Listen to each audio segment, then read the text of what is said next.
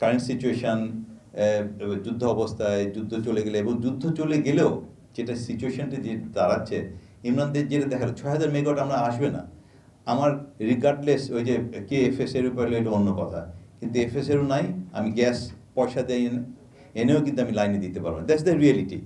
এই যে কিছু জিনিসগুলো আছে এটা আমাদের বুঝতে হবে। But what's the reality? Reality হলো যে আমরা এফএসেরও নাই, আমরা হলো পয়সা দিয়ে গ্যাস নিয়ে এসে আমরা এই প্ল্যান্টগুলো চালাতে পারবো না। তার এই যে 6,500 মেগাওয়াট মানে কত বলেন তো? 23%।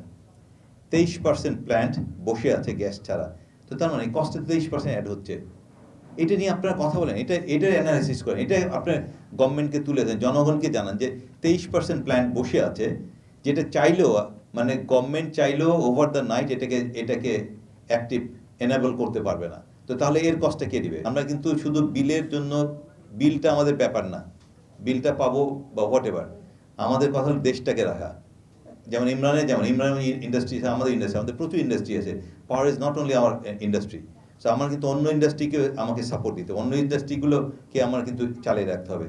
সেটা আমাদের concern, this is more concern our, যে আমরা কীভাবে ইন্ডাস্ট্রিকে চালিয়ে রাখবো এবং আসলে কি ভবিষ্যতে আমরা আরও ইনভেস্টমেন্টে যাবো কি না। এই যে ইনভেস্টার যে চলে যাচ্ছে, আমাদের কনসার্ন যে কেন চলে যাচ্ছে, তারা যদি না থাকে আমরা কি জন্য ইনভেস্ট করবো? দাঁতকে সুস্থ রাখার জন্য আপনাকে ব্রাশ করতেই হবে, পেস্ট কিনতে হবে, মানে আমাকে বিল দিতে হবে, এটা কিন্তু আমার বলতে হবে না।